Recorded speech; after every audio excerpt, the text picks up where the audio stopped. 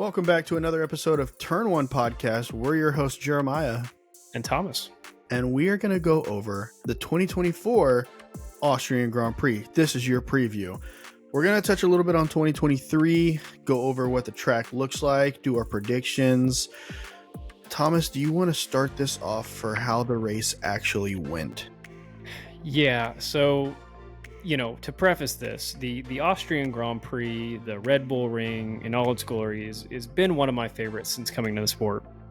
But last year was a tough watch. It was tough through the sprint, it was tough through the quali, it was tough through the Grand Prix. If you were around last year, you probably know what we're talking about. Track limits. Now, this track was already notorious in years past for having track limits problems, specifically coming out of turns 9 and 10, getting back on the main straight. The drivers tend to just slide off. They do a little power slide, or they're trying to get a lot of speed coming out of turn 10, and they go off the track. And what happens when you have all four wheels off the track? You get your lap time deleted. But it just like any other track, it came and went. In 2023, though, do you want to venture to guess how many total track infringements there were? I mean, that depends what we're talking about. Are we talking about qualifying or the actual race? I believe this is just the Grand Prix. I would venture I could be wrong. Correct me in the comments if I'm wrong, but I think this is just Grand Prix. Give me a number. I'm going to guess 10. No. Track infringements. Think about deleted lap times from track infringements in general. Think about 20 drivers across 73 laps. I would venture to say probably more along the lines of 18. 1,200. So I was way off. That is why post-race in 2023, it took more than 5 hours to sort out the finishing results of the race. Now, luckily, your podium stayed the same, where you had Max win, Charles get second, and Sergio get third. But pretty much everything after that, complete chaos. We've talked about this before, but it's one of those things where if you have a race where there's multiple times where drivers are going off and in the same spots, maybe change that spot. I mean, I'm just saying, when you're coming out of 10 and you're trying to carry all of that speed through 10 so that you have all that speed coming out onto the main straight going across the start finish, you get offline. I mean, we're talking about millimeters. I mean, just barely, where they have to freeze the camera and it's like, yep, right there, all four tires. But it happened time and time again. We saw it in qualifying over and over again, so much so that Sergio Perez didn't even set a time in Q2, because every single lap that he did in Q2, lap deleted. And here's the issue. And I haven't seen for 2024, looking at the preview, I haven't seen that they've changed anything. I know they changed the track a little bit. I want to say they changed the runoff area, but in terms of the actual track layout, I don't think it changed. I think they just changed the runoff area. And so I think the limits problem could be an issue again if the stewards are that picky. Here's how they racked up over 1,200 infringements. This was during just the 71 lap race, by the way. It was all the drivers going off track. And like you mentioned, they go through frame by frame and review if the driver actually went off track. With the 1,200 different infringements, though, them trying to do that in real time during the race got so backed up that it carried 5 hours over past the race. And then during the race, drivers didn't know that they were on the verge of getting a penalty, because by the time they were giving a warning for their first infringement, they had already racked up 5, 10, 20 other infringements before they even knew about the warning. And by the second time they had the second infringement, because it only takes 2, you're hit with a penalty. There's something wrong with that. Yeah. I don't know. Maybe for tracks like this, you have a little bit of leniency, but I think you have to. But I mean, even that's hard to do, because let's say you give them okay, you get 3, 4, 5 infringements before we start counting it. They still have to go back and count all those infringements. So you still get the same thing where it's backed up, 5 hours after the race. I don't think it's possible to do real time unless you have 20 guys watching each one assigned to one driver, and they're watching nobody but him the entire time. Okay, here's another guessing game for you. Out of the 20 drivers, only 2 did not get hit with a violation for track limits. Can you guess the 2 drivers? Charles Leclerc. Nope. Wow. Go old. Go old. Lewis Hamilton? Go older. Fernando Alonso? Fernando Alonso. What a man. And George Russell, surprisingly, in his I don't year of care about that one. inconsistency. And then final little note from me. 14 drivers had their positions changed post race. Carlos Sainz with the biggest hit, going from 4th to 6th in that issue. So I'm really hoping we don't see the same in 2024. I do remember this, though. I mean, Esteban Ocon had something to the effect of 30 seconds of penalties. Yeah, he went from 11th to 14th. Now, he wasn't getting a points place regardless, but he got hit with post-race. He got hit with 30 seconds of penalties. Jeez. Like, what? What are we doing here? Austrian Grand Prix? Imagine if that had affected the podium. So the race ends. You have the cool down room, then the podium celebration. Everybody going wild. They get celebrated. They get the trophy. Yeah, 5 hours later, you got to give the trophy back. Well, remember, that's happened before. That also happened last year, I want to say, where George either finished on or off the podium, and then like an hour after the race, remember you and I were texting and it changed? Yeah. And that's awful because you spent the whole time with somebody up on the podium that didn't actually get it. They did the trophy celebration. They did the post-race interview, and then you strip it away. Yeah, that's bad. There's got to be a fix for that. Obviously, that's a hard ask, but I mean, especially if you're going over 1,200 different infringements to try and do that before a podium celebration. It's like you mentioned, the fact that you had 1,200 means you had a problem that you should have fixed before you had 1,200 infringements. Yeah, I mean, especially if, like, let's say 500 of them are all from one spot, maybe change that spot. Yeah, I would bet over half were all from turns 9 and 10. Of course, Max wins. Charles gets second. Sergio gets third. This was right in the middle of Red Bull's just run of dominance, last year, with Max winning almost every single race, -1 to Carlos. So this was no shock. I guess the only surprise would have been that Max only won by 5 seconds in a year where he was consistently winning by 15, 20, 30 seconds sometimes. So there you go.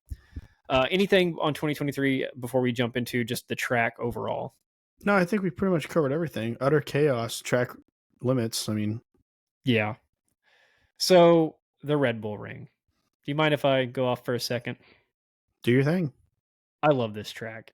It's short, it's to the point, but it is quick, it is action-packed. Take away the track limits. Let's just forget that happened as a thing. Let's just evaluate the track as a fun racing track. It's one of the shorter tracks, but it's up there in the top 5 of fastest tracks on the grid. Of course, you have Jeddah, which is like 72% wide open, and Austria is up there in the 50 or 60% range of wide open full throttle tracks. And it's because you have these major straights going from turns 1 to 3, 3 to 4, and then 8 to 9, and 10 back to 1. And so there's just a lot of wide open areas. I really feel like they forced the 10 turns in here. The track has 10 turns. Turn 2 isn't a turn at all. Turns 5 and 8 are questionable. We don't know if there's some kind of rule that F1 tracks today have to have 10 turns, but that's what I think it is. It's just not an action-packed, there's not a million turns, but that doesn't mean that the turns aren't action-packed. Going into turn 3, which is at the top of the hill, so many efforts to either run wide and go fast around it or do the dive bombing inside corner because you're ripping up a hill and you want to brake late and get on a guy. Same thing around 6 and 7. If you get that fast outside line around 6 and 7, you can go flying past people. And then, of course, everybody's trying to get time at turn 10. They're coming out of that turn of 9. They're going to 10. They're trying to get speed on this straightaway going back up to the start-finish line. And so they power slide off the track a little bit. But that's also where you see some overtaking where guys trying to cut the inside line on that. I love everything about this track. And that's before you even get to the atmosphere. Now, this is probably a very Max and Red Bull centric thing, which could go away, I guess, if Max, leaves the sport. But Red Bull Ring, of course, is home of Red Bull Racing. And so you get all of the Red Bull fans out there. You get all the Max fans out there. And what do? Pop tons of orange smoke. And every year when they start the Austrian Grand Prix, or back in 2020 when they did the Styrian Grand Prix, as the drivers go up turn 3 and then past the main huge like grandstand general admission section with all the fans up on the hill, the track is just blanketed in orange smoke for like the first 3 laps. And I love seeing those cars spit out of the orange smoke coming down the track. I've got some stuff on the history of the track, but what are your impressions of the Red Bull Ring? I mean, it can be action packed as You don't have far to as love it like I do. You can as be far mid. okay, fine. As far as the actual track layout itself, kind of boring. Just saying.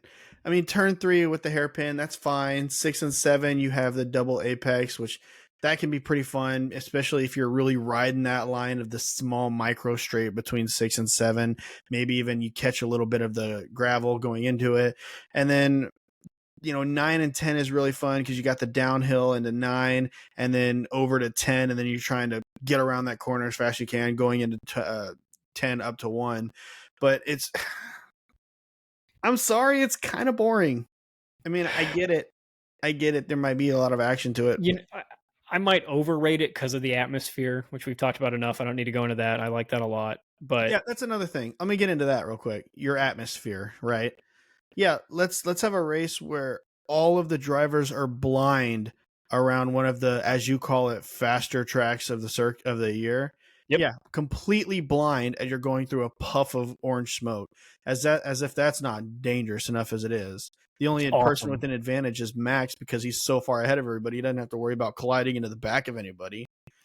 I That's mean, where it really tests their muscle memory of those tracks on the simulator, doesn't it? yeah, and their fast twitch abilities as they come up to the back of a car with their brakes on.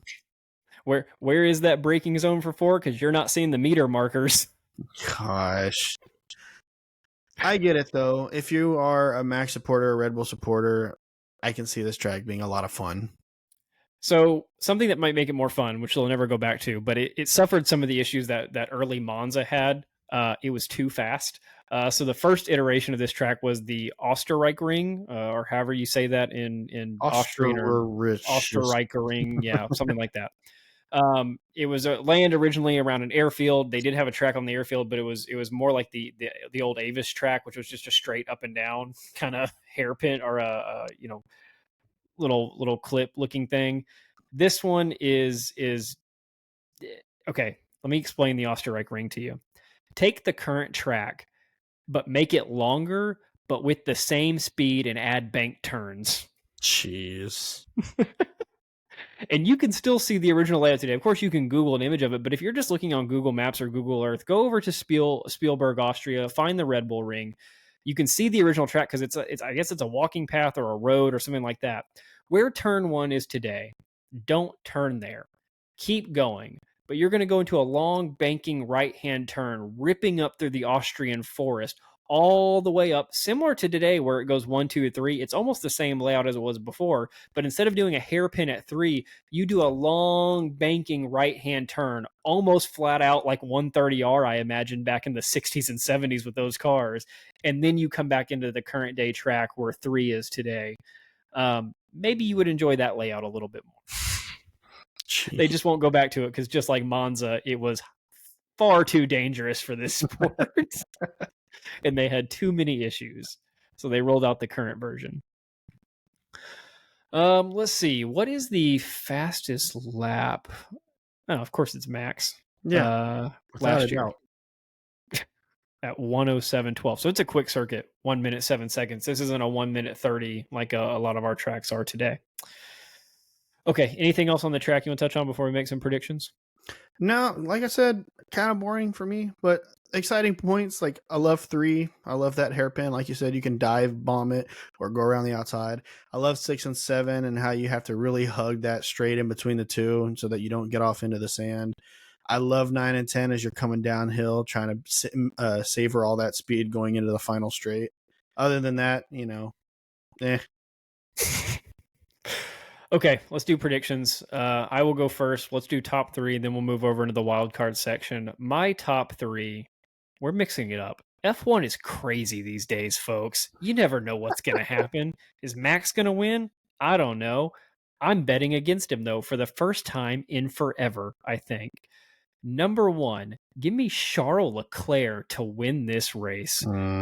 Number 2, give me Lando Norris. Okay. Number 3, give me Max Verstappen. Now, could you interchange those guys anywhere in the top 3? Probably. But Charles Leclerc has had a good history at this track. I know it's Red Bull's home track, but Max is getting some pressure put on him by Lando. Charles is still in the mix, of course, with his win after Monaco. I think we're going to have an epic day. So give me Charles, Lando, Max. What are your top 3? Give me a repeat of Spain. Give me Max at number 1. Give me Lando number 2. And give me Sir Lewis Hamilton to get his second podium in a row at the Red Bull Ring. Isn't how sad we've degraded Lewis's Hamilton's You can say abilities that, now?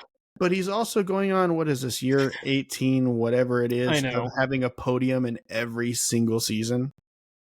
Did he get one last year? Yeah. Okay. And Yeah, up until last year, he had a win in every single season of his career. Max and Carlos are in that. Okay, wild cards. Let's see. I never put a lot of thought into these. Nah, those are a lot of fun. Just random.